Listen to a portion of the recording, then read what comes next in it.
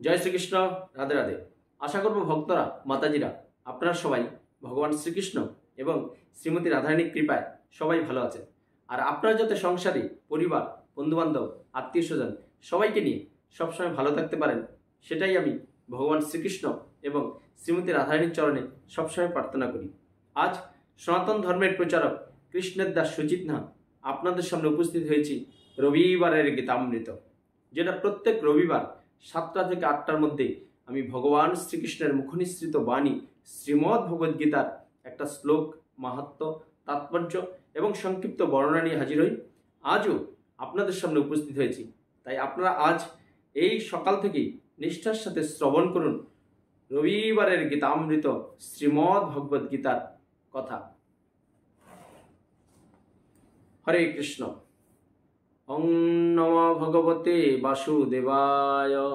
ওং নমো ভগবতে বাসুদেবায়। ওং নমো ভগবতে বাসুদেবায়। হরে কৃষ্ণ। ভক্তরা, মাতাজিরা, আপনারা যখন বাড়িতে শ্রীমদ্ভগবদ গীতা অধ্যয়ন করবেন প্রতিদিন এই 3বার ওং নমো ভগবতে বাসুদেবায় বলে নেবেন, তাহলে অচিরেই খুব সহজেই ভগবান শ্রীকৃষ্ণের কৃপা অর্জন করতে পারবেন। তাই আমরা এসেছি আজ শ্রীমদ্ ভগবদ গীতার 2য় অধ্যায় সাক্ষ্যযোগে 23 নম্বর শ্লোক থেকে। কি বলছে ভগবান শ্রীকৃষ্ণ? যে নৈনং ছিন্দতি শস্ত্রাণি নৈনং দহন্তি পাবক ন চৈনং ক্লেদয়ান্তপো ন সুসরতি মারুত। কি বলছে অনুবাদে? যে আত্মাকে অস্ত্রের দ্বারা কাটা যায় না, আগুনে পোড়ানো যায় না, জলে ভিজানো যায় না, বা বায়ুর দ্বারা শুষ্কও করা যায় না। ভগবান শ্রীকৃষ্ণ অর্জুনকে বলছেন যে এই যে আমাদের হৃদয়ে প্রত্যেকটা জীবের মধ্যে যে আত্মা আছে, যে আত্মা না থাকলে আমি মৃত। আত্মা এই শরীরে যতক্ষণ আছে ততক্ষণ আমি সজীব, পরিচালনা সব কিছু কাজকর্ম করতে পারছি। সেই আত্মাকে কি বলছে? যে এই আত্মাকে কেউ আগুনে পোড়াতে পারবে না। আজকে কিন্তু আগুনে আপনি লাখ লাখ কোটি কোটি টাকার সম্পদ নিমিষের মধ্যে শেষ করতে পারবেন, কিন্তু এই যে মানব দেহ বা প্রত্যেকটা জীবের মধ্যে আত্মা আছে, যেটা পরিচালন শক্তি করছে, সেই আত্মাকে কখনো আগুনে পোড়ানো যাবে না। আবার কি বলেছে? যে অস্ত্রের দ্বারা, কোনো ধারালো অস্ত্রের দ্বারাও এই আত্মাকে কাটা যাবে না। আপনি অস্ত্র দ্বারা কিন্তু অনেক কঠিন কঠিন শক্ত অনেক জিনিস কিন্তু আমরা কাটাকাটি করতে পারি, কিন্তু আত্মাকে কখনো কাটতে পারবেন না। আবার কি বলছে? যে জলে ভেজানো যাবে না। যে এই যে বন্যা বা চারিদিকে বিভিন্ন জলের ফোয়ারা, অনেক কিছু জল আছে, এই জল দিয়েও যে ভিজিয়ে রাখবেন আপনি, সেটাও পারবেন না আত্মাকে। আবার কি বলছে? যে হাওয়া দিয়ে, বিভিন্ন ফ্যান বা বিভিন্ন মাধ্যমে হাওয়া দিয়ে, বা ঝোড়ো হাওয়া যখন আসে প্রাকৃতিক, সেই হাওয়ার দ্বারাও আপনি শুষ্ক করতে পারবেন না। আমরা কিন্তু ভিজা জামা কাপড় রোদে দিয়ে শুকাই বা ঘরে ফ্যানের নিচে আপনার ঝুলিয়ে দিই, মুহূর্তের মধ্যে শুকিয়ে যায়, কিন্তু আত্মাকে কখনো শুকানো যাবে না। আত্মা কি? অবিনশ্বর, যার জন্ম নেই, মৃত্যু নেই। সে কি হয়? একটা দেহি থেকে অন্য একটা দেহিতে স্থানান্তরিত হয়। আত্মা কিন্তু এক, ভগবান শ্রীকৃষ্ণের কি সৃষ্টির লীলা। তাই তাৎপর্য কি বলেছে? তরবারি, আগ্নেয়াস্ত্র, তারপরে পর্জনাস্ত্র, বায়বীয় অস্ত্র আদি সমস্ত অস্ত্রশস্ত্রই আত্মাকে হত্যা করতে অক্ষম। আধুনিক আগ্নেয়াস্ত্র ছাড়াও মাটি, জল, বায়ু, আকাশ আদি বিভিন্ন উপাদানের তৈরি অস্ত্রসমূহ অতীতে ছিল বলে জানা যায়। এই যে আজকের দিনে বিভিন্ন দেশ দেখবেন যুদ্ধ লেগে গেছে, পারমাণবিক অস্ত্র, বিভিন্ন অস্ত্রশস্ত্র, বন্দুক, এইসব যে কিছু দেখাচ্ছে, এটা শাস্ত্রে কি প্রমাণ হচ্ছে? যেটা অতীতেও ছিল, এখন আছে, পরেও থাকবে। যে এমন নয় যে আধুনিক বিজ্ঞানীরা শুধু আবিষ্কার করেছেন, এটা আগেও ছিল, ব্রহ্মাস্ত্র ছিল। তাই এমনকি আধুনিক যুগের পারমাণবিক অস্ত্রগুলো আগ্নেয়াস্ত্র শ্রেণীভুক্ত, কিন্তু পূর্বে বিভিন্ন রকমের জড় উপাদানের দ্বারা নির্মিত অস্ত্রশস্ত্র ছিল। পর্জন্যশাস্ত্রের দ্বারা আগ্নেয়াস্ত্রকে খণ্ডন করা হতো, যা আধুনিক বিজ্ঞানের কাছে অজ্ঞাত। কিন্তু আধুনিক বৈজ্ঞানিকদের ঝটিকা অস্ত্রের সম্বন্ধে কোনো জ্ঞানই ছিল না। যাই হোক, নানা রকম সমস্ত অস্ত্রশস্ত্র তথা বৈজ্ঞানিক কোনো সরঞ্জামের দ্বারাই আত্মাকে ছেদন করা বা ধ্বংস করা যায় না। যে আজকের দিনে যে আধুনিক বিজ্ঞানীরা বিভিন্ন অস্ত্রশস্ত্র, অ্যাটম বোমা, তারপরে আপনার বিভিন্ন অস্ত্র বানাচ্ছে, এইসব অস্ত্র দিয়েও যে ভগবান সৃষ্টি করেছে যে আত্মাকে প্রত্যেকটা জীবের মধ্যে, তাকে কোনো কিছুই দিয়েই আপনি ধ্বংস করতে পারবেন না। যদি ভগবান শ্রীকৃষ্ণ না চায়, এই আত্মাকে কেউ ধ্বংস করতে পারে না। আপনাকে হয়তো কেউ আঘাত করছে ধারালো ছুরি দিয়ে, তখন কি হবে? আত্মা যদি আপনার এই দেহে থাকতে না পারে, তখন কি হয়? সে অন্য একটা দেহে স্থানান্তরিত হয়ে যাবে। এমন না যে আপনি কাউকে ইচ্ছে করলেই মারতে পারবেন না। ভগবান শ্রীকৃষ্ণ বা আপনার কর্মফল, যুগে যুগে আমরা যে অজ্ঞাত কারণে বিভিন্ন পাপ করছি, যেই কর্মের জন্য আমরা এই জগতে ফল ভোগ করছি, তাই কর্ম কেউ খণ্ডাতে পারবে না বা বিপদকে কেউ এড়িয়ে যেতে পারবে না। কর্ম আপনাকে ভোগ করতে হবে। তবে ভগবান শ্রীকৃষ্ণ শ্রীমতী রাধারানীর সেবায় যদি আমরা ব্রতে থাকি, তাহলে কি হবে? সে কর্মে যদি আমার বিশাল দুঃখ, যন্ত্রণা, কষ্ট থাকে, সেটা বড় থেকে ছোট আকারে চলে আসবে। হয়তো আমি একটা আপনাকে উদাহরণ দিচ্ছি। হয়তো আপনি কোথাও বেরোলেন, আপনি বেরিয়ে হয়তো ভগবান শ্রীকৃষ্ণ সবসময় নাম অর্জন করছেন, ভগবানের সেবা করছেন, তাতে কি হয়?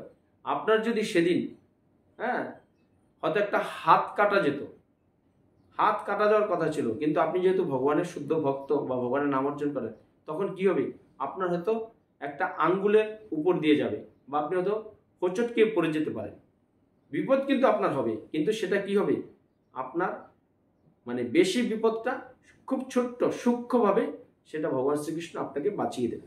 তো এই জন্যই বলি যে এই হৃদয়ে কৃষ্ণ চেতনা, কৃষ্ণ ভাবনায় জাগ্রত হয়ে আপনারা ভগবান শ্রীকৃষ্ণ শ্রীমতী রাধারানীর সেবায় ব্রত হন, তবেই আপনার জীবনের সুন্দরভাবে সংসারে বসবাস করতে পারবেন, পরিবার, বন্ধুবান্ধব, আত্মীয় স্বজন নিয়ে। তাই মায়াবাদীরা ব্যাখ্যা করতে পারেন না কেমন করে জীবাত্মা নিতান্তই অজ্ঞতার ফলে জড় অস্তিত্ব লাভ করে এবং মায়া শক্তির দ্বারা আচ্ছন্ন হয়ে পড়ে, কিংবা আত্মাকে তারা উৎস পরমাত্মার থেকেও কখনো বিচ্ছিন্ন করা সম্ভব নয়, বরং স্বতন্ত্র জীবাত্মাগুলি পরমাত্মার শাশ্বত বিভিন্নাংশে। যেহেতু পরমাণু সদৃশ জীবাত্মা নিত্য, তাই তাদের বহিরঙ্গা মায়া শক্তির দ্বারা আচ্ছাদিত হয়ে পড়ার প্রবণতা দেখা যায় এবং এভাবে তারা ভগবানের সান্নিধ্য থেকে বিচ্যুত হয়ে পড়ে। ঠিক যেমন আঙ্গুলের স্ফুলিঙ্গ গুণগতভাবে আগুনের থেকে অভিন্ন হলেও আগুন থেকে যখন বিচ্ছিন্ন হয়ে যায় তখন নিভে যায়। কি বলেছে? যে এই যে আত্মা, আত্মাটা কি? ভগবান শ্রীকৃষ্ণ এই হৃদয়ে আত্মার সাথে পরমাত্মা রূপে আছেন, আমাদেরকে বিভিন্ন শক্তিতে পরিচালনা করছেন। যেমন আগুন এবং আগুনের স্ফুলিঙ্গ, আগুনের থেকে কিন্তু সৃষ্টি স্ফুলিঙ্গটা, কিন্তু যখন আগুন থেকে সে বেরিয়ে যায় তখন কি হয়? তার শক্তি হারিয়ে ফেলে, তখন আর সে আগুনের গুণগত মান থাকে না।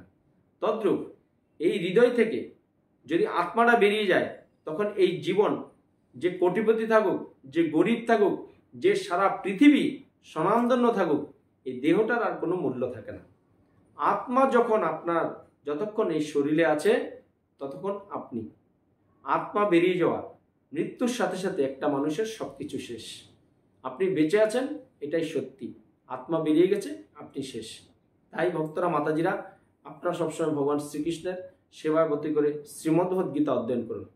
গীতা এমন একটা জিনিস যেটা আপনার জীবনকে সুষ্ঠুভাবে, সুন্দরভাবে পরিচালিত করতে পারবে এবং আপনার জীবন কিভাবে আপনি পরিচালনা করতে পারবেন, এই শ্রীমদ্ভগবদ্ গীতাই আমাদেরকে শিক্ষা দেয়। প্রথম কি করতে হবে?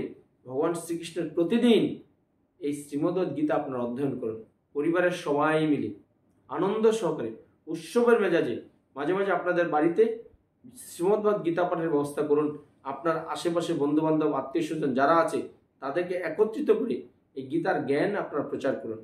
কারণ শাস্ত্রে আছে প্রত্যেকটা সনাতনধর্মী মানুষকে তার কর্মের পাশাপাশি ধর্ম প্রচার করা উচিত, না হলে কি হবে? আমাদের সনাতন ধর্ম বিলুপ্তি হয়ে যাবে। কারণ আজকে আমরা পাঠ্যপুস্তকে বা কোনো শিক্ষা প্রতিষ্ঠানে ধর্ম নিয়ে কোনো আলোচনা হয় না, যত সব আধুনিক কার্যকলাপ নিয়ে আলোচনা হয়। তাই আপনারা গুড মর্নিং, গুড নাইট ছাড়ুন, হরে কৃষ্ণ, রাধে রাধে বলুন, সদা সংসারে সুখে থাকুন।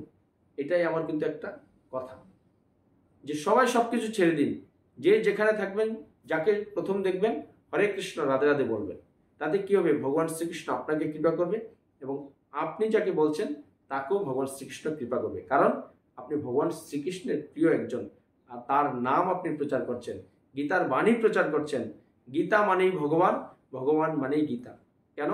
এই শ্রীমদ্ ভগবদ গীতা হলো ভগবান নিজের মুখনিসৃত বাণী। এটা কোনো পাণ্ডিত্য বই লিখেনি, কোনো লেখক লিখে নাই, স্বয়ং ভগবান এই বাণী গীতার জ্ঞান অর্জুনকে দান করেছেন। আর আমাদের শিল ব্যাসদেব কত সুন্দর করে শৃঙ্গার করে সাজিয়েছেন বিষাদ যুগ থেকে মুখ্য যুগ পর্যন্ত। তাই ভক্তরা মাতাজিরা প্রতিদিন আপনারা এই বাড়িতে গীতা অধ্যয়ন করুন। গীতাই আপনার জীবনে কি করে চলবেন, চলার পথ আপনার সুন্দর কুসুমাস্তীর্ণ করে তুলবে। হরি বল, হরি বল, হরে কৃষ্ণ। তাই কি বলছে ভগবদ গীতাতে? জীবাত্মার সঙ্গে পরমাত্মার এই নিত্য সম্পর্কের কথা বলা হয়েছে। গীতায় কি বলেছে? যে ভগবানের সাথে এই যে জীবাত্মা আমাদেরটা, আর এই যে পরমাত্মা, জীবাত্মা হলো আমার দেহের ভিতরে যে আত্মা, আর পরমাত্মা হলো ভগবান শ্রীকৃষ্ণ। হ্যাঁ, আত্মাটা কিন্তু আলাদা আলাদা, আর পরমাত্মা কিন্তু একজন। যেমন আকাশে যে সূর্য থাকছে, সেই সূর্যটা কিন্তু একটা জায়গায় স্থির থেকে সমগ্র পৃথিবীকে আলোকিত করছে। আমরা ভাবছি কি যে সূর্যটা আকাশে ঘুরছে, তাই না? সকাল থেকে পূর্ব দিকে উঠে পশ্চিমে যাচ্ছে। আসলে না, আমরা পৃথিবী এই সূর্যের চারিদিকে ঘুরছি, সেটা আমরা বুঝতে পারি না। তাই ভগবান শ্রীকৃষ্ণ গোলকধাম বৃন্দাবনে বসে সমগ্র বিশ্ব ব্রহ্মাণ্ডকে পরিচালিত করছে। পৃথিবীতে একটা মাত্র গ্রহ, এরকম হাজার হাজার লাখ লক্ষ গ্রহ আছে এখনো, যেগুলো মানুষ আবিষ্কারই করতে পারে না। শুধু চন্দ্রকে আবিষ্কার করছে, মঙ্গলকে আবিষ্কার করছে, সূর্যে যাওয়ার অনেক চেষ্টা করছে, কিন্তু পারছে না। তাই এই যে পৃথিবীকে, সমস্ত পৃথিবীকে ভগবান শ্রীকৃষ্ণ একটা জায়গায় বসে দেখছে পরমাত্মা রূপে। আমরা হলাম তার জীবাত্মা। ভগবদ গীতাতে সেটাই আমাদের শিক্ষা দিচ্ছে। সুতরাং মায়ার বন্ধন থেকে মুক্ত হওয়ার পর জীবাত্মা স্বতন্ত্র স্বরূপেই বিদ্যমান থাকে, যা অর্জুনের প্রতি ভগবান শ্রীকৃষ্ণের উপদেশেই সুস্পষ্ট হয়। শ্রীকৃষ্ণের কাছ থেকে ভগবত তত্ত্ব জ্ঞান লাভ করার পর অর্জুন মায়ার বন্ধন থেকে মুক্ত হয়েছিলেন, কিন্তু তা বলে তিনি শ্রীকৃষ্ণের সঙ্গে এক হয়ে যাননি। এই যে গীতার জ্ঞান ভগবান শ্রীকৃষ্ণের কাছ থেকে অর্জুন জেনেছেন, আরোহণ করেছেন, তার মানে এই হয়নি যে ভগবান শ্রীকৃষ্ণের সাথে অর্জুন মিলে গেছেন। না, ভগবান শ্রীকৃষ্ণ যার যার কর্মফলের জন্য তাকে আবার এই পৃথিবীতে আনবে, কাউকে স্বর্গে দেবে। যে ভালো খুব সুন্দরভাবে তার সেবা করে যেতে পারবে, ভগবানের ধামে যেতে পারবে।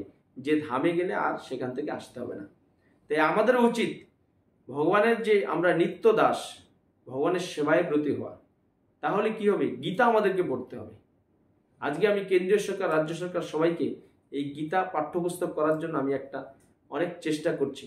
যদি ভগবান শ্রীকৃষ্ণ কৃপা করে, তবে দেখবেন 1 থেকে একদম 12 ক্লাস অবধি আপনার শ্রীমদ্ গীতার জ্ঞান প্রত্যেকটা সনাতন ধর্মী স্টুডেন্টের মধ্যে আরোহণ করা একমাত্র প্রয়োজন। কারণ গীতাই পারবে আপনার জীবনকে কীভাবে পরিচালিত করতে। তবেই সনাতন ধর্মের প্রচার আমাদের আরও আন্দোলন সারা পৃথিবীতে জোরালো হবে। তাই ভক্তরা মাতাজিরা আপনারাও যার যেভাবে সম্ভব হবে গীতার জ্ঞান চারিদিকে প্রচার করবেন, তাতেই আপনি ভগবান শ্রীকৃষ্ণের প্রিয় হবেন। কারণ ভগবান শ্রীকৃষ্ণের নিজের মুখনিসৃত বাণী হলো এই গীতা। তাই সবাই ভালো থাকুন, সুস্থ থাকুন, আর যে যেখানে দেখবেন যাকে জয় শ্রীকৃষ্ণ, রাধে রাধে সবসময় বলবেন। তাই আপনারা যাতে সংসারে, পরিবারে, বন্ধু বান্ধব, আত্মীয় স্বজন নিয়ে সবাই ভালো থাকতে পারেন, সেটাই আমি ভগবান শ্রীকৃষ্ণ এবং শ্রীমতী রাধারানীর চরণে সবসময় প্রার্থনা করি। আর আমার সাথে পরিশেষে বলুন, জয় শ্রীকৃষ্ণ, রাধে রাধে, জয় শ্রীকৃষ্ণ, রাধে রাধে। কৃষ্ণ কথা সুজিত নাথ চ্যানেল সাবস্ক্রাইব করুন, আমার সাথে শ্রীকৃষ্ণ ও রাধারানীর কৃপা লাভ করুন। এই অমূল্য মানব জীবনে কৃষ্ণ চেতনা, কৃষ্ণ ভাবনায় জাগ্রত করে ভগবান শ্রীকৃষ্ণ ও শ্রীমতী রাধারানীর সেবার মাধ্যমে যাতে মৃত্যুর পরে অবাকৃত জগতিকে আপনারা ভগবান শ্রীকৃষ্ণ এবং শ্রীমতী রাধারানীর কৃপা লাভ করতে পারেন, সেই রাস্তাটা আস্তে আস্তে প্রশস্ত করুন এবং পরিশেষে বলুন, জয় শ্রীকৃষ্ণ, রাধে রাধে।